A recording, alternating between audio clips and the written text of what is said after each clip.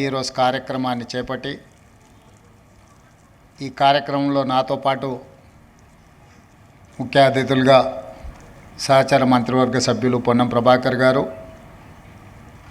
Chief secretary Ramakrishna Rao గారు, DGP Jitender గారు, G news సంస్థ తరఫున ఉమేష్ రావుఫ్ గారు, అదేవిధంగా రాష్ట్రంలో ఉన్న వివిధ ఉన్నతాధికారులు, పోలీసు ఉన్నతాధికారులు, జీ న్యూస్ సంస్థకు సంబంధించిన ప్రతినిధులు,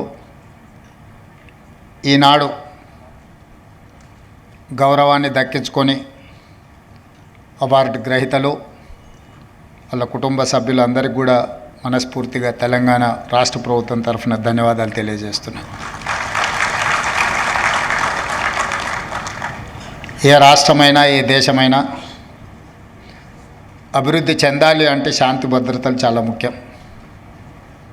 ఏ దేశంలో శాంతి భద్రతలు ఉంటాయో, ఏ దేశంలో ప్రజలు ప్రశాంతంగా నిద్రపోగలుగుతారో, ఏ ప్రాంతంలో వ్యాపార సంస్థలు తమ సంస్థలలో ఉద్యోగస్తులకు రక్షణ కల్పించబడుతుందో ఆయా ప్రాంతాలు అభివృద్ధి పదం వైపు నడుస్తాయి. ఈనాడు తెలంగాణ రాష్ట్రము దేశానికే ఆదర్శంగా నిలబడి ప్రపంచ స్థాయి పెట్టుబడులను ఆకర్షించగలిగి, మేము అధికారం చేపట్టిన 16 నెలల్లో విదేశీ పెట్టుబడులను దాదాపుగా 2,28,000 కోట్ల రూపాయల పెట్టుబడులను తెలంగాణ రాష్ట్రానికి ఆకర్షించగలిగినామంటే తెలంగాణ రాష్ట్రంలో శాంతి భద్రతలు 100% ప్రపంచ స్థాయిలో పోటీపడి అమలు చేస్తున్నాం. కాబట్టే ఈరోజు ప్రపంచ దిగ్గజ కంపెనీలైన అమెజాన్ లాంటి కంపెనీలు 60,000 కోట్ల రూపాయలు మన రాష్ట్రంలో పెట్టుబడులు పెట్టినాయి. ఈరోజు ఐటీ సంస్థలైనా, ఫార్మా సంస్థలైనా విదేశాల నుంచి మన రాష్ట్రంలో పెట్టుబడులు పెడుతున్నారు అని అంటే ఈ రాష్ట్రం ప్రశాంతంగా, ఈ రాష్ట్రంలో శాంతి భద్రతలు ఉన్నాయి కాబట్టే ఆయా సంస్థలు మన రాష్ట్రంలో పెట్టుబడులు పెట్టినాయి. మరి ఈరోజు ఈ రాష్ట్రం ప్రశాంతంగా ఉండడానికి కారణం మా పోలీస్ శాఖ అనే అని చెప్పి నేను గర్వంగా చెప్తున్నాను. దేశ సరిహద్దుల్లో దేశ భద్రతను కాపాడే సైనికులు ఏ విధంగా అయితే ఈ దేశాన్ని రక్షిస్తున్నారో, రాష్ట్రంలో ఉండే అంతర్గత శాంతి భద్రతలను తెలంగాణ రాష్ట్ర ప్రభుత్వంలో పనిచేస్తున్న హోంగార్డు నుంచి మొదలు పెడితే డీజీపీ వరకు దాదాపు 90,000 మంది సిబ్బంది 4 కోట్ల తెలంగాణ ప్రజల్ని కంటికి రెప్పలా కాపాడుతున్నారు. పోలీసు ఉద్యోగం అనేది కత్తి మీద సాము లాంటిది. 23 గంటల 59 నిమిషాలు మీరు అప్రమత్తంగా ఉన్నా, 1 నిమిషం కనుమూసి తెరిచేంత నిర్లక్ష్యం వహించినా కూడా జరగరాని అవాంతరాలు ఏదైనా జరిగితే మొత్తం పోలీస్ వ్యవస్థకే చెడ్డ పేరు వచ్చే విధంగా చర్చ జరుగుద్ది. ఎంత మీరు నిబద్ధతతో, ఎంత కష్టంతో పనిచేసినా ఎక్కడో ఒక దగ్గర పోలీసులు విమర్శను ఎదుర్కొంటూనే ఉంటారు. దానికి 1%, 2% మన శాఖలోనూ ఉన్న సిబ్బంది నిర్లక్ష్యమో, అవగాహన లోపం వల్ల జరిగే చర్చలే అప్పుడప్పుడు పోలీసు సిబ్బంది మీద కొంత అనుమానాలను రేకెత్తించడానికి అవకాశం ఉన్నది. కానీ అలాంటి అనుమానాలు, అక్కడక్కడ జరిగే అవమానాలను కూడా దిగమింగుకొని ఉద్యోగ ధర్మంలో, విధి నిర్వహణలో పోలీసులు 100% కష్టిస్తున్నారు. కాబట్టే ఈరోజు ప్రశాంతంగా తెలంగాణ రాష్ట్రం ఉన్నది అని చెప్పి నేను రాష్ట్ర ముఖ్యమంత్రిగా హోంశాఖ నా ఆధ్వర్యంలోనే ఉంది ఈరోజు నేను అధికారికంగా చెప్పగలుగుతున్నా. అందుకే ఈరోజు రాష్ట్ర ప్రభుత్వ విధి నిర్వహణలో ఉన్న ఐపీఎస్ అధికారులు ఏదైనా దుర్ఘటన కానీ అనుకోని సంఘటనలో మరణిస్తే వారిని ఆదుకోవడానికి 2 కోట్ల రూపాయలు ఐపీఎస్ అధికారులకు ఏదైనా జరగరాని సంఘటన జరిగితే ఆదుకోవడానికి నేను వచ్చిన తర్వాత 2 కోట్ల రూపాయల కుటుంబానికి ఇవ్వాలి అని ఈరోజు మనం నిర్ణయం తీసుకున్నాం. అడిషనల్ ఎస్పీ, డిఎస్పీ స్థాయి అధికారులకు ఏదైనా జరిగితే 1.5 కోటి ఇవ్వాలి అని అదేవిధంగా మిగతా సిబ్బందికి కూడా మనం ఏ ప్రాణ నష్టం జరిగినా, అనుకోకుండా ఏదైనా అవాంతరాలు జరిగి అంగవైకల్యం వచ్చినా శాశ్వతంగా కుటుంబాలను ఆదుకోవడానికి ఈరోజు తెలంగాణ రాష్ట్ర ప్రభుత్వం ప్రణాళికలను సిద్ధం చేసింది. ఏ సంఘటన జరగకూడదు, అందరూ బాగుండాలనే ఆలోచన, అనుకోకుండా ఏదైనా జరిగినప్పుడు ఆ కుటుంబాలను ఆదుకోవాలి, మానవత్వంతో మానవీయ కోణంలో మనం నిర్ణయాలు తీసుకోవాలని నేను వచ్చిన తర్వాత సమీక్ష చేసి నిర్ణయాలను తీసుకోవడం జరిగింది. ఇదే కాకుండా ఈరోజు విధి నిర్వహణలో అన్ని శాఖలకు సంబంధించిన సిబ్బంది ఉదయం 10 గంటలకు ఆఫీస్కి వస్తే సాయంత్రం 5 గంటలకు, 6 గంటలకు, 7 గంటల లోపల ఇంటికి చేరుకుంటారు. తమ కుటుంబ సభ్యులను, తల్లిదండ్రులను, భార్య బిడ్డలనే కాదు, తమ పిల్లలు ఎక్కడ చదువుకుంటున్నారో, ఎలాంటి చదువులు నేర్చుకుంటున్నారో, అవసరమైన పాఠశాలల్లో, కాలేజీల్లో వాళ్ళ చదువులకు తల్లిదండ్రులు సమయాన్ని కేటాయించి వాళ్ళ పిల్లలను చదివించుకోవడానికి అవకాశం ఉంది. కానీ పోలీస్ శాఖ, పోలీస్ సిబ్బంది తమ కుటుంబ యోగక్షేమాల మీద, తమ పిల్లల చదువుల మీద దృష్టి పెట్టలేనంత సమయాన్ని ప్రజాసేవలోనే కేటాయిస్తున్నారు. ప్రభుత్వ ఉద్యోగస్తుల్లో 24 గంటలలో 18 గంటలు నిరంతరం పనిచేసే శాఖ ఏదైనా ఉన్నది అని అంటే అది పోలీస్ శాఖనే. అయినా వాళ్ళకి ఇవ్వాల్సినంత గుర్తింపు, రావాల్సినంత గౌరవంలో కొంత లోపం ఉన్నది. వాళ్ళు నిరంతరం పనిచేసిన వాళ్ళ కుటుంబ సభ్యులు, వాళ్ళ పిల్లల చదువుల మీద ప్రత్యేకమైన శ్రద్ధ చూపించడానికి తల్లిదండ్రులకు అవకాశం లేదు. అందుకే మన ప్రభుత్వం వచ్చిన తర్వాత మీ జీతభత్యాలు, మీ ఉద్యోగ నియామకాలు, మీ రిటైర్మెంట్ బెనిఫిట్స్నే కాదు, మీ పిల్లల భవిష్యత్ కోసం యంగ్ ఇండియా పోలీస్ స్కూల్ని మనం ఈరోజు స్టార్ట్ చేసుకున్నాం. దేశంలోనే ఆదర్శంగా నిలబడాలి. హోంగార్డు నుంచి డీజీపీ వరకు మీ పిల్లల చదువులు కార్పొరేట్ విద్యలో, కార్పొరేట్ సంస్థలతో పోటీ పడే విధంగా తీర్చిదిద్దాలి అని మంచిర్యాలలో అత్యంత ఖరీదైన ప్రాంతం,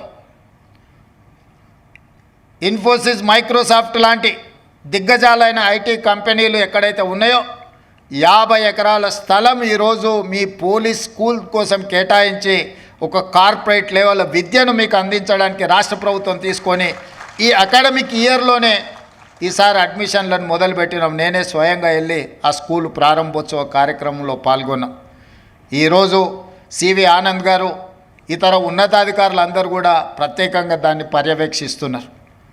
ఎందుకు అనంటే ఎవరమైనా, ప్రజాప్రతినిధులమైనా, పోలీసు అధికారులైనా, ప్రభుత్వ సిబ్బంది అయినా, మనం ఏమి చేసినా మన పిల్లల భవిష్యత్తు కోసం వాళ్ళకు ఒక మంచి సమాజంలో గౌరవాన్ని, మంచి విద్యను, ఉద్యోగాన్ని, ఒక సత్ప్రవర్తన కలిగిన పౌరులుగా తీర్చిదిద్దాలనేదే మన ఆలోచన. మనం ఎంత కష్టపడ్డా, మనం ఎంత కృషి చేసినా చివరికి మన ఆలోచన, మన విధానము మన పిల్లల యొక్క భవిష్యత్తే. మరి ఈరోజు పోలీస్ సిబ్బంది పూర్తి సమయాన్ని శాంతి భద్రతలను కాపాడంలో, ప్రజా జీవితంలో పెట్టినప్పుడు వాళ్ళ పిల్లల కోసం ఒక మంచి విద్యా విధానాన్ని తీసుకురావాలనే ఈరోజు రాష్ట్ర ప్రభుత్వం యంగ్ ఇండియా పోలీస్ స్కూల్ని స్టార్ట్ చేసుకున్నాం. మనం నేషనల్ డిఫెన్స్ అకాడమీ ఎన్డీఏలో చదువుకున్న వాళ్ళు గర్వంగా మేము ఎన్డీఏ స్కూల్లో చదువుకున్నామంటారు. సైనిక్ స్కూల్లో చదువుకున్న వాళ్ళు ఈరోజు మేము సైనిక్ స్కూల్ స్టూడెంట్ అని వాళ్ళు చెప్పుకుంటున్నారు. హెచ్పిఎస్ స్కూల్లో చదువుకున్న వాళ్ళు ఈరోజు మేము హెచ్పిఎస్ అని చెప్పుకుంటున్నారు. అందుకే ఈరోజు ఇక్కడ ఉన్న అధికారులను, పోలీస్ సిబ్బందిని నేను అడుగుతున్నా, ఎన్డీఏలో కానీ, సైనిక్ స్కూల్లో కానీ, హెచ్పిఎస్లో చదువుకున్న ఆ పిల్లలు గర్వంగా వాళ్ళ స్కూల్ పేరు చెప్పుకున్నప్పుడు మన పోలీస్ స్కూల్లో చదువుకున్న పిల్లలు ఎందుకు గర్వంగా మేము పోలీస్ స్కూల్ నుంచి వచ్చినామని చెప్పుకునే విధంగా, తలెత్తుకునే విధంగా ఈరోజు మనం తీర్చిదిద్దాలన్న ఆలోచనతోనే యంగ్ ఇండియా పోలీస్ స్కూల్ని మనం స్టార్ట్ చేసుకున్నాం. మీ పిల్లలందరినీ వీలైనంత మేరకు అక్కడ చదివించుకోండి. అవసరమైన అన్ని వసతులను ఇచ్చే బాధ్యత నాది. ఆ పిల్లలను ఉత్తమ పౌరులుగా తీర్చిదిద్ది ఈ సమాజంలో డాక్టర్లుగా, లాయర్లుగా, ఇంజనీర్లుగా, ఐఏఎస్లుగా, ఐపీఎస్లుగా, ప్రజాప్రతినిధులుగా, రాష్ట్రానికి నాయకత్వం వహించే నాయకులుగా పోలీస్ స్కూల్ నుంచి తీర్చిదిద్దాలనేదే నా ఆలోచన, నా విధానం. దీన్ని సద్వినియోగం చేసుకోవాల్సిందిగా హోంగార్డ్ నుంచి డీజీపీ వరకు పోలీస్ సిబ్బందికి అందరికీ నేను విజ్ఞప్తి చేస్తున్నా. అదేవిధంగా ఈరోజు మీరు ఆలోచన చేయండి, దేశంలోనే మనకు శాంతి భద్రతలు కాపాడడంలో నెంబర్ 1 ర్యాంక్ వచ్చింది. ఇన్ఫ్లేషన్ నిత్యావసర వస్తువుల ధరలను నియంత్రించడంలో దేశంలో మొట్టమొదటి ర్యాంక్ మనకు వచ్చింది. ఈరోజు సైబర్ క్రైమ్లో కొల్లగొడుతున్న సొమ్ముని రికవరీ చేయడంలోనే దేశంలో మనం నెంబర్ 1 వచ్చినాం. ఈరోజు ఎస్ఐబి కానీ ఇంటెలిజెన్స్ కానీ ఎక్కడైనా రాష్ట్రంలో ఏ దేశంలో ఏ మూలలో ఏ తప్పిదం జరిగినా ఏ దాడులు జరిగినా తీవ్రవాదుల నేపథ్యంలో దాడులు జరిగినా మన పోలీసులు ఇచ్చే సమాచారమే ఈ దేశంలోని నేరగాళ్లను పట్టుకోవడానికి మనం ఉపయోగపడుతున్నాం. ఇదే కాదు, ఈరోజు ఇంతకుముందు భరత్ చెప్పినట్టుగా డ్రగ్స్ ఇది ఒక పెద్ద మహమ్మారిగా మారింది. ఇవాళ ఏదో శ్రీమంతుల పిల్లలే కాదు, మధ్యతరగతి దిగువ తరగతి పిల్లలు కూడా డ్రగ్స్లో కొకైన్ కానీ గంజాయి కానీ ఇతర మాదక ద్రవ్యాలు అత్యధికంగా వినియోగిస్తున్నారు. ఎక్కడోనో పబ్బులలోనో లేకపోతే కాలేజీల్లో కాదు, ఈరోజు ఈ విష సంస్కృతి పాఠశాలలకు కూడా విస్తరించింది. అందుకే ఈరోజు తెలంగాణ రాష్ట్ర ప్రభుత్వం డ్రగ్స్ వినియోగించే వాళ్ళను, డ్రగ్స్ సరఫరా చేసే వాళ్ళను, డ్రగ్స్ను అమ్మే వాళ్ళను అందరిని కూడా ఉక్కుపాదంతో తొక్కాలి అని ఈరోజు డ్రగ్స్ నియంత్రించడానికి ఒక ప్రత్యేక విభాగాన్ని ఏర్పాటు చేయడం కాకుండా ఆ విభాగంలో పనిచేస్తున్న సిబ్బందికి 30% అదనంగా జీత భత్యాలు ఇచ్చి ప్రోత్సహించి ఈరోజు ఈ సమాజానికి చీడ పురుగుగా మారి భవిష్యత్ తరాలను నిర్వీర్యం చేసే డ్రగ్స్ మీద ఈరోజు ఉక్కుపాదం మోపుతున్నాం. అదేవిధంగా సైబర్ క్రైమ్, ఒకప్పుడు దొంగతనాలు చేయాలన్నా దోపిడీ చేయాలన్నా దొంగలు మన ఇంటికి రావాలి, మన తలుపులో మన కిటికీలో పగలగొట్టాలి, మన త్రిజోరీలు ఓపెన్ చేసి తీసుకెళ్ళాలి. ఇప్పుడు నేరం మారింది, స్వరూపం మారింది. మన ఇంట్లో మన జేబులో ఉండే సెల్ ఫోనే వాడు త్రిజోరీని పగలగొట్టినట్టుగా మన లోపలికి వచ్చి ఎక్కడో కూర్చొని పక్క ఊరిలోనో పక్క దేశంలోనో కూర్చొని డైరెక్ట్గా మన ఖజానాలకు వచ్చి దొంగతనం చేస్తున్నాడు. ఒకప్పుడు దొంగతనం చేయాలంటే చాలా కష్టమైన పని. తలుపులు బద్దలు కొట్టాలి, లేకపోతే ఇంట్లో ఉన్న వాళ్ళ తలలు పగలగొడితే కానీ దొంగతనం చేసే అవకాశం ఉండేది కాదు దొంగలకు. ఈరోజు ఏమీ లేదు, నీ జేబులో ఉన్న సెల్ ఫోన్లకు ఒకసారి దూరితే చాలు నీ దగ్గర ఉన్న ఖజానాన్ని మొత్తాన్ని కొల్లగొట్టే పరిస్థితులు వచ్చినాయి. నేరం మారింది, నేరగాళ్ళు మారిండ్రు. మరి నేరం మారినప్పుడు, నేరగాళ్ళు మారినప్పుడు, నేర విధానం మారినప్పుడు పోలీసు వ్యవస్థలో కూడా సమూలమైన మార్పులను తీసుకొచ్చి దానికి తగ్గట్టుగా దొంగలకు తగ్గట్టుగా దొంగలను నియంత్రించే విధంగా పోలీసు వ్యవస్థను ఈరోజు తీర్చిదిద్దుకోవాలనే ఈరోజు సైబర్ క్రైమ్ విభాగాన్ని కూడా మనం బలోపేతం చేసినాం. అందుకే ఈరోజు దేశంలో ఎక్కడ ఏది జరిగినా మన సైబర్ క్రైమ్ డిపార్ట్మెంట్ ఈరోజు దేశానికే ఆదర్శంగా నిలబడే విధంగా ఈరోజు నేరగాళ్ళను పట్టుకునే ప్రయత్నం చేస్తున్నాం. కానీ ఇది ఏదో ఒక రోజు ఒక గంట పనిచేస్తే కాదు, నిరంతరం 24 గంటలు అప్రమత్తంగా ఉండాలి. డ్రగ్స్ విషయంలో, సైబర్ క్రైమ్ విషయంలో ఈరోజు పోలీసులు ఇంకా నైపుణ్యాన్ని నేర్చుకోవాల్సిన అవసరం ఉన్నది. నేరం జరిగిన తర్వాత పట్టుకోవడం కాదు, నేరం జరగకుండా నియంత్రించాల్సిన బాధ్యత కూడా మన మీదనే ఉన్నది.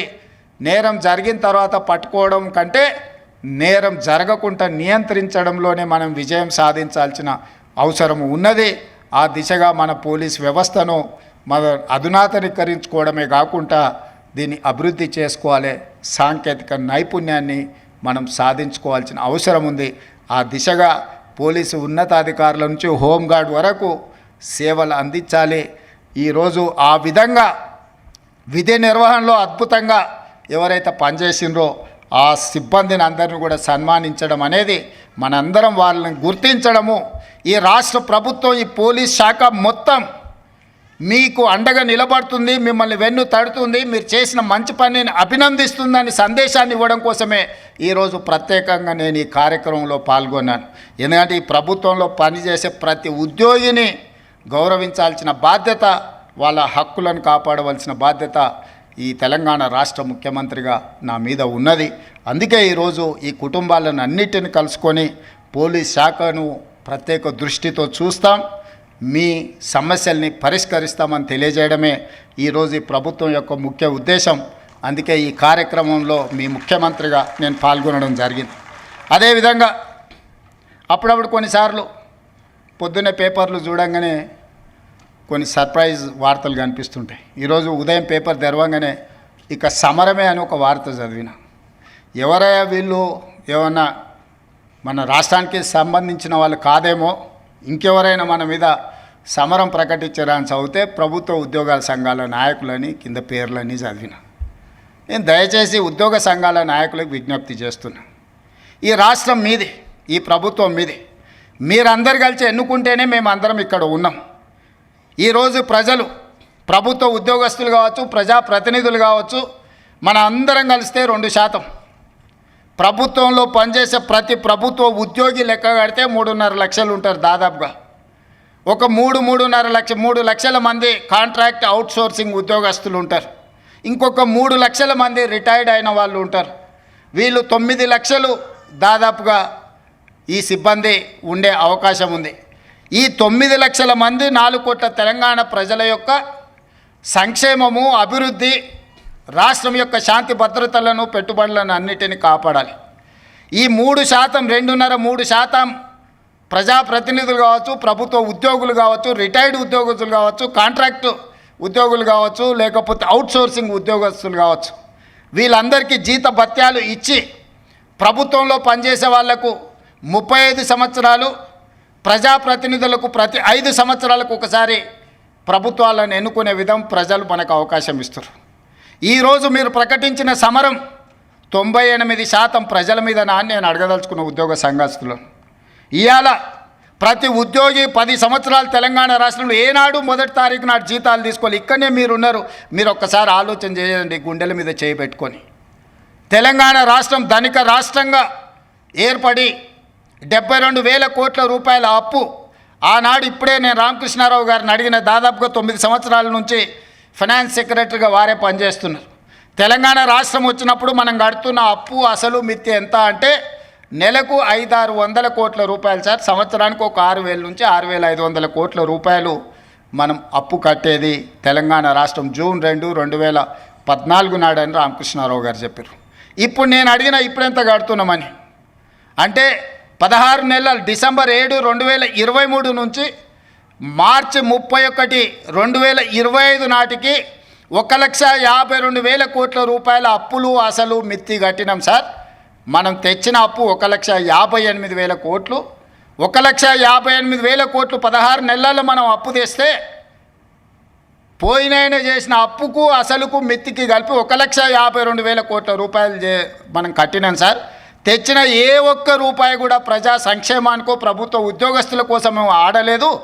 8,29,000 కోట్ల రూపాయలు ఆయన పెట్టిపోయిన బకాయిలకు ఈ తెచ్చిన సొమ్మంతా అక్కడనే చెల్లించినాం సార్ అని రామకృష్ణారావు గారు ఈరోజు చీఫ్ సెక్రటరీ గారు నాకు వివరించారు. అదే కాకుండా ఈరోజు ఎంత కడుతున్నాము అని అంటే నెలకు 7,000 కోట్ల రూపాయలు అసలు మిత్తి కట్టాల్సిన పరిస్థితి ఉన్నది సార్. మనం తిన్నా తినకపోయినా అప్పులోనికి మనం 7,000 కోట్ల రూపాయలు ప్రతి నెల కట్టాల్సిందే సార్, తక్కువ అని రామకృష్ణారావు గారు చెప్తారు. తెలంగాణ రాష్ట్రం వచ్చిన రోజు 500 నుంచి 600 కోట్ల రూపాయలు ఉన్న అప్పు ఈరోజు రేవంత్ రెడ్డి ముఖ్యమంత్రిగా పదవి చేపట్టిన 16 నెలల్లో 1,52,000 కోట్ల రూపాయలు మొదటి 16 నెలల్లో కట్టినామంటే యావరేజ్గా 9,000 నుంచి 10,000 కోట్ల రూపాయలు ప్రతి నెల అసలు మిత్తి నేను కట్టిన. కట్టుకుంటూ వచ్చినందుకు కొంత అప్పు భారం తగ్గి కొత్త అప్పులు నేను ఎక్కువ చేయకపోవడం వల్ల ఈరోజు 7,000 కోట్ల రూపాయలు ప్రతి నెల నేను కట్టాల్సిందే. ఇదే కాదు, మీ ప్రభుత్వ ఉద్యోగస్తులు 58 ఏళ్ళ నుంచి 61 సంవత్సరాలకు మీ పదవీ కాలాన్ని పొడిగించారు. దాంట్లో మీరు అనుకున్నారు మీ పదవీ కాలాన్ని ఎక్కువ ఇచ్చిండ్రని. రిటైర్మెంట్ బెనిఫిట్స్ ఇవ్వాల్సి వస్తుందని 3 ఏళ్ళు పెంచండి. ఇప్పుడు ఈ మధ్యకాలంలో అత్యధికంగా రిటైర్ అయినరు వారు పోతా మీ రిటైర్మెంట్ బెనిఫిట్స్ను మీకు ఇవ్వకుండా బకాయి పెట్టింది ఎంత అంటే 8,500 కోట్ల రూపాయలు. ఈరోజు నెల మీకు జీతాలు ఇవ్వడం ఒక ఎత్తు అయితే, రిటైర్డ్ ఉద్యోగస్తులకు 3 లక్షల మందికి పెన్షన్లు ఇవ్వడం రెండో ఎత్తు అయితే, రిటైర్డ్ అయిపోయిన ఉద్యోగస్తులకు వాళ్ళ రిటైర్మెంట్ బెనిఫిట్స్ ఏవైతే ఉన్నాయో, ప్రావిడెంట్ ఫండ్ కావచ్చు, ఇతర బెనిఫిట్స్ మీరు దాచుకున్న సొమ్మది ప్రభుత్వం కొంత కలిపి మీకు ఇవ్వాలి. దాదాపుగా 9,000 కోట్ల రూపాయలు బకాయిలు పెట్టిపోయింది. ఇవాళ రిటైర్ ఉద్యోగస్తులు ధర్నా చేస్తున్నారు, లేకపోతే మా బెనిఫిట్స్ వస్తలేవని అంటున్నారని కొంతమంది ఏదైతే కొన్ని రాజకీయ పార్టీలు ఆరోపణ చేస్తున్నాయో అవన్నీ మీరు మాకు వారసత్వంగా ఇచ్చిపోయిన మొండి బకాయిలు. ఇవాళ వాటిని ఒక పక్కన క్రోడీకరిస్తూ క్రమబద్ధీకరిస్తూ ఈరోజు గతంలో ఉన్న సంక్షేమ పథకాలు ఏవైతున్నాయో పెన్షన్లు ఆపలేదు, రైతు భరోసా ఆపలేదు, షాదీ ముబారక్ ఆపలేదు, కళ్యాణ లక్ష్మి ఆపలేదు. ఇట్లా చెప్పుకుంటూ వెళ్తే గత ప్రభుత్వం ఇచ్చి సంక్షేమ పథకాలు ఏవైతే కొనసాగించిందో రైతుకి 24 గంటలు ఉచిత విద్యుత్ ఆపలేదు. అదనంగా నేను ఆడబిడ్డలకు ఆర్టీసీలో ఉచిత ప్రయాణం ఇచ్చిన, రైతులకు బోనస్ 500 రూపాయలు పంటకి ఇచ్చిన, 500 రూపాయలకే ఈరోజు నేను సిలిండర్ ఇస్తున్నా. ఫీజు రియంబర్స్మెంట్ ఫీజులు చెల్లించే ప్రయత్నం చేస్తున్నా ఈరోజు. ఇట్లా చెప్పుకుంటూ వెళ్తే ప్రతి 21,000 కోట్ల రూపాయలు సరిగ్గా 6 నెలలు తిరిగే లోపల 15 ఆగస్టు లోపల 25,55,364 మంది రైతులకు 20,617 కోట్ల రూపాయల రైతు రుణమాఫీ చేసి 2 లక్షల రూపాయల వరకు రైతు అప్పు ఉన్న అందరికీ అప్పు నుంచి విముక్తి కలిగించిన. ఆయన పెండింగ్ పెట్టిపోయిన రైతు బంధు 7,625 కోట్ల రూపాయలు వచ్చిన మొదటి 3 నెలల్లోనే నేను చెల్లించిన. అంటే ఈ 15-16 నెలల కేవలం రైతులకే 30,000 కోట్ల రూపాయల నగదు వాళ్ళ ఖాతాలకు బదిలీ చేసిన. ఉచిత కరెంట్ ఆపలేదు. ఇవాళ పేదోళ్ళ ఇళ్లకు 200 యూనిట్లు ఉచితంగా నేను కరెంట్ ఇస్తున్నా. మా ఆడబిడ్డలకు 500 రూపాయలకు సిలిండర్ ఇస్తున్నాం. మా ఆడబిడ్డలకు ఆర్టీసీలో ఉచితంగా బస్సు ప్రయాణం, అమ్మగారింటికి వెళ్ళాలన్నా అమ్మవారిని దర్శించుకోవాలన్నా ఈరోజు ఆర్టీసీకి 5,000 కోట్ల రూపాయలు కట్టి నష్టాలలో ఉన్న ఆర్టీసీని ఈరోజు లాభాల బాటలో నడిపించే ప్రయత్నం చేస్తున్నాం. వెళ్తూ రైతులకు ఉచిత కరెంట్ ఇచ్చినా అన్నాడు. విద్యుత్ శాఖకు దాదాపుగా ఈ ఉచిత కరెంటు పేరు మీద 1,000 కోట్ల రూపాయలు బకాయిలు పెట్టిపోయాడు. ఈ విద్యుత్ శాఖ కోసం సింగరేణిలో బొగ్గు కొన్నాడు. సింగరేణి వాళ్ళకు 1,000 కోట్ల రూపాయలు బాకీ పెట్టాడు. ప్రాజెక్టులు కట్టినా అన్నాడు. కాంట్రాక్టర్ల బిల్లులు 50,000 కోట్ల రూపాయలు బకాయి పెట్టిపోయాడు. ఇట్లా ఏడ కనిపిస్తే అక్కడ, ఎక్కడ దొరికితే అక్కడ, ఎంత మిత్తికి వస్తే అంత మిత్తికి ప్రభుత్వం ఇరిగేషన్ ప్రాజెక్టులు కడితే 4-5% మిత్తికి లోన్లు దొరుకుతాయి. 11% అప్పులు తీసుకొచ్చిండా, సొంతం కోసం చేస్తుండేనా? ఇవాళ 11%తోనే అప్పులు తేవడం అంటే ఇంతకంటే దుర్మార్గం ఎక్కడుండదు. మీ పోలీస్ స్టేషన్లలో వస్తాయి. పెద్ద కుటుంబాల పిల్లలు వ్యసనాలకు బానిసలై ఊరి మీద పడి అప్పులు చేసి ఆస్తులన్నీ అమ్మేస్తుంటారు. అట్లనే ఔటర్ రింగ్ రోడ్ అమ్మేసారు. ఆయన కష్టపడి కట్టిన 160 కిలోమీటర్ల ఔటర్ రింగ్ రోడ్డు 7,500 కోట్ల రూపాయలకి అమ్ముకొని పోయింది. గచ్చిబౌలి, మాదాపూర్, కొండాపూర్లు ఉన్న భూములన్నీ అమ్మేసిండు. ఒకప్పుడు గ్రామాలలో శ్రీమంతులు ఉంటే వాళ్ళ పిల్లలు సరైన ప్రయోజకులు కాకపోతే ఎట్లా ఏ విధంగా అయితే ఆస్తులన్నీ అమ్ముకొని ఖర్చు పెడతారో అట్లనే తెలంగాణ రాష్ట్రంలో కూడా 10 సంవత్సరాల పరిపాలన జరిగింది. నేను వచ్చిన తర్వాత ఒక గుంట భూమి కూడా ఈరోజు వరకు అమ్మలే. ఇవాళ నేను చేసిన అప్పు మొత్తం పాత అప్పులు కట్టనికనే చేసిన. ఇప్పుడే కాదు, భవిష్యత్తులో కూడా ప్రతి నెల 10,000 కోట్ల రూపాయలు అప్పు చేస్తే 9,000 కోట్ల రూపాయల పైన ఆ పాత అప్పులకు అసలుకు మిత్తికే కట్టాలి అంటూ నువ్వు 5-6 లక్షల కోట్ల అప్పు చేసినట్టే ఉన్నావని.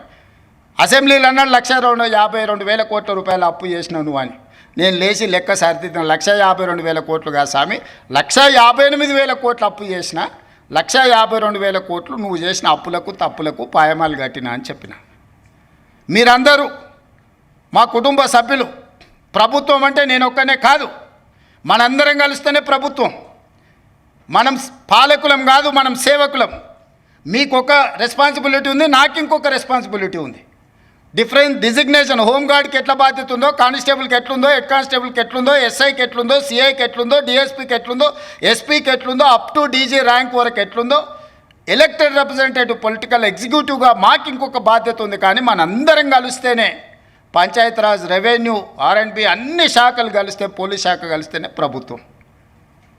మరి మీరందరు ప్రభుత్వంలో భాగస్వాములు, ప్రజలకు జవాబుదారీగా ఉండాల్సిన వాళ్ళు, ప్రజల కష్టాలు ఉన్నప్పుడు ప్రజలను ఆదుకోవాల్సిన వాళ్ళు, ప్రభుత్వం ఆర్థిక ఇబ్బందులు ఉన్నప్పుడు సహకరించాల్సిన ఉద్యోగ సంఘాల నాయకులు ఈరోజు సమరం అని ప్రకటిస్తారు. ఎవరి మీద సమరం చేస్తారు? ఎవరిని మీరు ఈరోజు ఎవరిని నిందించదలుచుకున్నారు? ఎవరిని కొట్టదలుచుకున్నారు? ఎవరి మీద మీరు యుద్ధం ప్రకటిస్తున్నారని నేను సంఘాల నాయకులను అడగదలుచుకున్నా. మీకు బాధ్యత లేదా? 35 సంవత్సరాలు ప్రజలు మన జీత భత్యాలు ఇచ్చి రిటైర్ అయిపోయిన తర్వాత మనకు పెన్షన్ కూడా ఇచ్చి మన కుటుంబాలను ఆదుకుంటున్న 98% ప్రజల యొక్క పెన్షన్లు కానీ, రైతు రుణమాఫీ కానీ, రైతు భరోసా కానీ, ఉచిత కరెంటు కానీ, షాదీ ముబారక్ కానీ, కళ్యాణ లక్ష్మి కానీ, ఆర్టీసీలో ఆడబిడ్డలకు ఉచిత ప్రయాణం కానీ, ఇవన్నీ చేయాల్సిన బాధ్యత ప్రభుత్వ ఉద్యోగ సంఘాల నాయకుల మీద లేదా? ప్రజాప్రతినిధుల మీద మాత్రమే ఉన్నదా? మాకే కాదు, మీకు కూడా వాళ్ళే జీతభత్యాలు ఇస్తున్నారు. మీకు ఉద్యోగాలు ఇచ్చింది కూడా ఈ ప్రజలే కదా. మీకు ఉద్యోగాలు ఇచ్చిన వాళ్ళే మాకు ఉద్యోగాలు ఇచ్చారు. మనందరం కలిస్తేనే ప్రభుత్వం. దయచేసి ఉద్యోగ సంఘాల మిత్రులకు, నాయకులకు నేను విజ్ఞప్తి చేస్తున్నా, ఇది ప్రజాప్రభుత్వం, ప్రజల కోసం పనిచేస్తున్న ప్రభుత్వం. ఏదైనా విషయం ఉంటే చర్చించండి, మాట్లాడుకుందాం. ఈరోజు కూడా నేను స్పష్టంగా చెప్తున్న వేదిక మీద నుంచి, ప్రతి నెల ఈ తెలంగాణ రాష్ట్ర ప్రభుత్వానికి వస్తున్న ఆదాయం 18,000 నుంచి 18,500 కోట్లు. కానీ ప్రతి నెల నాకు కనీస అవసరాలు తీర్చడానికి 22,500 కోట్ల రూపాయలు కావాలి. ఈరోజు మీకు ఇచ్చే జీతాలు కానీ, మీ పెన్షన్స్ కానీ, లేకపోతే ఈరోజు సంక్షేమ పథకాలు కానీ, రాష్ట్రంలో ఉన్న పనులు చేయడానికి 22,500 కోట్ల రూపాయలు కావాలి. 4,000 కోట్ల రూపాయలు ప్రతి నెల ఆదాయం తక్కువ ఉంది. అప్పుడప్పుడు ఆశా వర్కర్లు అంటుంటారు మా జీతం రాలేదని, ఇంకోసారి అంగన్వాడీ వాళ్ళు అంటుంటారు, ఇంకోసారి అవుట్సోర్సింగ్ వాళ్ళు అంటుంటారు. మా రామకృష్ణారావు గారు, మా బట్టి విక్రమార్క గారు చేస్తున్నది ఏంటంటే, ఓ నెల ఈయన కాపీ ఆయనకి ఇస్తుండు, ఒక నెల ఈయన కాపీ ఆయనకి ఇస్తుండు, అడ్జస్ట్మెంట్ బడ్జెట్ పద్మనాభం పనులు చేస్తున్నారు. ఉన్నది 18,500 కోట్లే. 18,500 కోట్లల్లో ఈరోజు 7,000 కోట్ల రూపాయలు అప్పుకు పోయింది. 5,000 నుంచి 5,500 కోట్ల రూపాయలు మీ జీత భత్యాలకు పోయింది. 13,000 కోట్లు పోయిన తర్వాత నా చేతిలో మిగులుతున్నది 6,000 కోట్లు నికరంగా.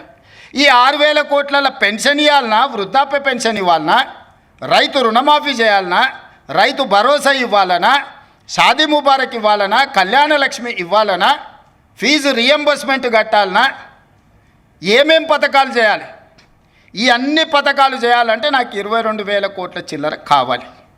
ఈ 18,000 నుంచి 18,500 కోట్లలోనే ప్రతిరోజు కూర్చొని రూపాయి మీ జీత భత్యాలు, నెల జీతం వస్తే ఇంటి ఖర్చు ఎంత, పాల ఖర్చు ఎంత, హాస్పిటల్ ఖర్చు ఎంత, పిల్లల ఫీజులు ఎంత, మీరెట్లా ప్రణాళికలు చేసుకుంటున్నారో, ఈ రాష్ట్ర ప్రభుత్వాన్ని నడుపుతున్న నేను కూడా అట్లనే ప్రణాళిక వేసుకొని రూపాయి ఎక్కడ ఉంది, ఎక్కడ ఖర్చు పెంచకుండా దుబారా మొత్తం తగ్గించి, ముఖ్యమంత్రిగా ఎక్కడికి పోయినా నాకు ప్రత్యేక విమానం తీసుకొని పోవచ్చు.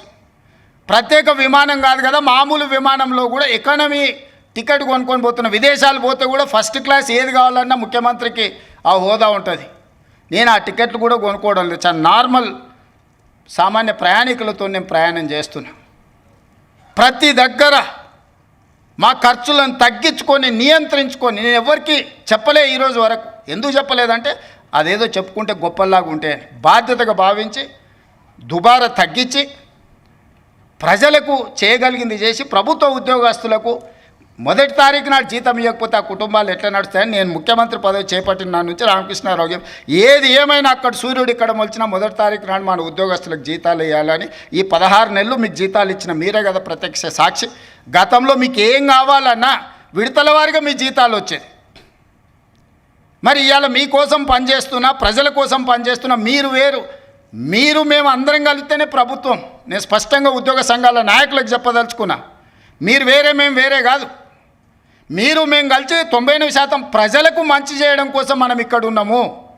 మనం సమరం చేయడానికి ఇక్కడ లేం. ప్రజల మీద యుద్ధం చేసిన వాళ్ళు ఎవరు బాగుపడ్డోళ్ళు లేరు. ప్రజలు ఊరుకుంటారా? ప్రజల మీద యుద్ధం చేస్తే ఎవరి మీద యుద్ధం చేస్తారు? ఈ 9 లక్షల మంది ప్రభుత్వ ఉద్యోగులందరూ కలిస్తే, మీరు మేమందరం కలిస్తేనే ప్రభుత్వం. మనందరం కలిసి పనిచేస్తేనే పేదలకు మేలు జరుగుద్ది. రాజకీయ నాయకులు, రాజకీయ పార్టీల చేతుల్లో పావులుగా మారకండి అని చెప్పి నేను ప్రభుత్వ ఉద్యోగ సంఘాల నాయకులకు విజ్ఞప్తి చేస్తున్నా. రాజకీయ నాయకులకు ఉంటుంది ప్రభుత్వాన్ని అస్థిరపరచాలని, ఈ ప్రభుత్వాన్ని బద్నాం చేయాలి, ఈ ప్రభుత్వం సాఫీగా నడవద్దని కొన్ని రాజకీయ పార్టీలకు, ఆ నాయకులకు ఉంటుంది. మీరు వాళ్ళ ఉచ్చులో పడి వాళ్ళ చేతిలో పావులుగా మారి, వాళ్ళ చేతిలో చురకత్తులుగా మారి ప్రజల గుండెల్లో కూర్చాలనే ప్రయత్నం చేస్తే అది గాయమవుతుంది తప్ప దానివల్ల ఏం లాభం లేదు. నన్ను కోసినా కూడా 18,500 కోట్ల రూపాయల కంటే ఎక్కువ ఆదాయం లేదు. ఏం చేస్తారా నన్ను చెప్పురు ఉద్యోగ సంఘాల నాయకులను అడుగుతున్నా, ఏం చేస్తారు? నన్ను కోసుకుంటే తింటారా? వండుకొని తింటారా? ఏం చేస్తారు? లేదు, ఉన్నదే 18,500 కోట్లు, ఎట్లా వంచుదామో చెప్పండి. ఏది ఆపమంటారో చెప్పండి. వృద్ధాప్య పెన్షన్లు ఆపమంటారా? ఉచిత కరెంట్ ఆపమంటారా? షాదీ ముబారక్ ఆపమంటారా? ఏ ఆపమంటారో చెప్పండి. ఏది ఆపుతారో ప్రజలకు చెప్పండి. అయ్యా మీది ఆపేసి మేము బోనసులు తీసుకుంటాం, మేము జీతాలు పెంచుకుంటాం, మేము అన్నీ మేము దినంగా మిగిలితేనే మీకు ఇస్తాం రైతు ప్రజలకు చెప్తా అంటే చెప్పండి. బహిరంగ సభ ఏర్పాటు చేద్దాం, 10 లక్షల మందిని తెస్తా, ఉద్యోగ సంఘాల నాయకులు మాట్లాడండి, మేము ఈ చిట్టి ఇచ్చిన ముఖ్యమంత్రికి దీని ప్రకారం పరిపాలన జరుగుతుంది అనేది ఇదొక మార్గం. లేదంటే 100 రూపాయలు ఉన్న పెట్రోల్ 200 చేద్దామా చెప్పురి. 30 రూపాయలకి ఇచ్చే బియ్యాన్ని 60 రూపాయలు చేద్దామా చెప్పురి. పప్పు ఉప్పు చింతపండు బెల్లం ధరలు 2 చేద్దామా చెప్పురి. ఏది పెంచుదామో చెప్పుండ్రి. ఎక్కడ ధరలు పెంచుదామో చెప్పుండ్రి. ధరలు పెంచకుండా ఉన్న పథకాలను ఆపకుండా కొత్త కోరికలు నెరవేరవు. కొత్త కోరికలు కోరుకొని మనము నిరసనలో ధర్నాలో దీక్షలో బందో చేస్తే ఉన్న వ్యవస్థ కూడా కుప్పగూలుతుంది. ఉన్నది కుప్పగూల్చుకుంటే ఇంక మళ్ళీ తిరిగి తేరుకోవడానికి కూడా ఇంకేం లేదు. ఇంకో దివాలా రాష్ట్రంగా మనం మారుతాము. ఇవాళ మీరు సమరాలు చేస్తే శాంతి భద్రతలు దెబ్బతింటే పెట్టుబడులు ఆగిపోతాయి. పెట్టుబడులు ఆగిపోతే నిరుద్యోగ యువకులకు ఉద్యోగ అవకాశాలు దొరకవు. విద్యా వ్యవస్థ విద్యా సంవత్సరం వృధా అయిపోద్ది ప్రభుత్వ ఉద్యోగస్తులు సహకరించకపోతే. నేను ఒక్కరిని ఏం చేయగలను? రామకృష్ణారావు లేకపోతే డీజీపీ ఏం చేయగలరు? మేము మిమ్మల్ని కొట్టం తిట్టం, ఉన్నది ప్రజలకు వివరిస్తాం. మిత్రులారా, ఉద్యోగ సంఘాల నాయకులు నేను విజ్ఞప్తి చేస్తున్నా. నాకేమున్నది? నేను ₹1 ఇంటికి తీసుకుపోను. నేను మిగతాలాగా కాదు, నాకేం అవసరం లేదు. నల్లమల అడవుల నుంచి ఒక చిన్న గ్రామం నుంచి రాష్ట్రానికి, తెలంగాణ రాష్ట్రానికి ముఖ్యమంత్రి అయినా ఇది ప్రజలు ఇచ్చిన గొప్ప గౌరవం. బతుకున్నంత కాలం ఈ గౌరవం నిలబెట్టడం కోసమే నేను పనిచేస్తా. నాకు వేరే కోరికలు లేవు, వేరే ఆలోచన లేదు, వేరే ఆదాయం అక్కర్లేదు. కానీ బాధ్యతగా వ్యవహరించాల్సిన మనం బాధ్యత మార్చి వ్యవహరిస్తామని అంటే అది తెలంగాణ సమాజానికి తీరని నష్టం జరుగుద్ది. రాష్ట్రం ఆర్థికంగా బాగలేదు, అప్పు పుడతలేదు, అనా పైసా ఎవడు ఇస్తలేడు. ఎవరినైనా కలవడానికి పోతే బ్యాంకర్లు దొంగలను చూసినట్టు చూస్తున్నారు తెలంగాణ రాష్ట్ర ప్రతినిధులను. ఎవడు ఢిల్లీకి పోతే అపాయింట్మెంట్ కూడా ఇస్తలేడు, వీడు వస్తే చెప్పులు కూడా ఎత్తుకుపోతాడేమో అన్నట్టుగా ఆ పరిస్థితి ఉంది దేశం ముందల. అప్పు పుడితే నేను కూడా ఏదో ఒకటి చేసి తెచ్చిచ్చేటను, అప్పు పుట్టట్లేదు. ఎవడు బజార్లో నమ్మడం లేదు. స్వీయ నియంత్రణనే దీనికి పరిష్కారము. ఉన్నంతలో గౌరవంగా సంసారాన్ని నడిపితే బజార్లో ఎవడైనా నమ్ముతాడు. వీధికెక్కి రచ్చ చేసుకుంటే, కుటుంబం పరువు బజార్లో పడేసుకుంటే ఎట్లుంటుందో, ఉద్యోగ సంఘ నాయకులారా, రాష్ట్ర ప్రభుత్వం అనేది మన కుటుంబము. ఈ పరువును బజార్లో మీరు పడేస్తాము అని అంటే కుటుంబ పెద్దగా వద్దు అని నేను విజ్ఞప్తి చేస్తున్నా. దయచేసి విషయాన్ని అర్థం చేసుకోండి. లెక్కలు కావాలంటే మా ఆర్థిక మంత్రికి చెప్తా, లేకపోతే మా చీఫ్ సెక్రటరీకి చెప్తా, వచ్చి కూర్చోండి. అనా పైసతో సహా మీరే లెక్క కట్టండి. నేను చెప్తున్న దానికంటే ₹1 ఆదాయం ఎక్కువనా మీకే పంచిపెడతా. కాంట్రాక్టర్లకు బిల్లులు ఇవ్వాలంటే ఇంకొక 7,000 కోట్లు కావాలి. నేను చెప్పేది అన్ని నిత్యావసర అత్యవసరానికే 22,000 కోట్లు. దాంట్లోనే 4,000 కోట్ల తుట్టుంది. ఇక ఆయన పెట్టిపోయిన 50,000 కోట్ల రూపాయల కాంట్రాక్టర్లకు పాత బకాయిలు ఇవ్వాలంటే నెలకి 7,000 కోట్లు కావాలి. ఇవాళ సాగునీటి ప్రాజెక్టులల్లో 70%, 80%, 90% ప్రాజెక్టులు పూర్తయినాయి ఉన్నాయి. నెలకు 1,000 కోట్లు సాగునీటి మీద మనం ఖర్చు పెడితే 2 ఏళ్లలో దాదాపుగా 20 లక్షల ఎకరాలకు నీళ్ళు ఇవ్వచ్చు. ఇవాళ రాష్ట్రం మొత్తం నెలకు మొత్తం ఇన్ఫ్రాస్ట్రక్చర్, R&B కావచ్చు, పంచాయతీరాజ్ కావచ్చు, ఇరిగేషన్ కావచ్చు, any other department for development works, I'm not able to spend even 1,000 crores. ప్రతి నెల రాష్ట్రంలో జరుగుతున్న కాంట్రాక్టులు పనులకు బిల్లులు చెల్లించాలంటే 1,000 కోట్లు కూడా దొరకడం లేదు. 1,000 కోట్లు కూడా రావడం లేదు. 600-700 కోట్ల రూపాయలు ఇచ్చి 10 ఏళ్ళ నుంచి వెయ్యని రోడ్లు ఊర్లలో ఇవాళ గుంతలు పడ్డాయి. మీరు కష్టపడి కారు కొనుక్కుంటారు, మీరు సైకిల్ మోటార్ కొనుక్కొని ఫ్యామిలీతో పోతుంటే సడన్గా గుంత వస్తే అందులో పడి కింద పడి కాలు ఇరిగిపోతుంది. ఇవాళ చిన్న చిన్న గ్రామాలకు రోడ్లు వేయాలంటే అనా పైసా లేదు. పాత రోడ్ల మీద డాంబర్ వేద్దామంటే కూడా రూపాయి లేదు. రాష్ట్రం మొత్తం ఆర్థికంగా దెబ్బతిన్నున్నాము. ఒక కుటుంబం విచ్ఛిన్నమైపోయి చిన్నాభిన్నమైపోయి ఆర్థికంగా పూర్తిగా దివాలా తీస్తే ఎట్లుంటుందో తెలంగాణ రాష్ట్ర ప్రభుత్వం యొక్క ఆర్థిక వ్యవస్థ అట్లనే ఉంది. ఎవరికైనా అనుమానం ఉంటే ఉన్న అన్ని లెక్కలు బహిరంగంగా చెప్తా. ఉద్యోగ సంఘాలు అందరు రాండి, ఆర్థిక శాఖ అధికారి దగ్గర కూర్చోండి, ఆర్థిక మంత్రి దగ్గర కూర్చోండి, సహకరించండి. నేను ఇవన్నీ ఎందుకు చెప్తున్నా అంటే మిమ్మల్ని సహకరించమని అడగడానికి చెప్తున్నా. మీరు సమరం చేయడం కోసంగా సమరం చేస్తా అంటే ఎవరి మీద చేస్తారు? నేను మళ్ళీ చెప్తున్నా, నేను కోసినా కూడా ఇంతకంటే ₹1 ఎక్కువ వెళ్ళదు.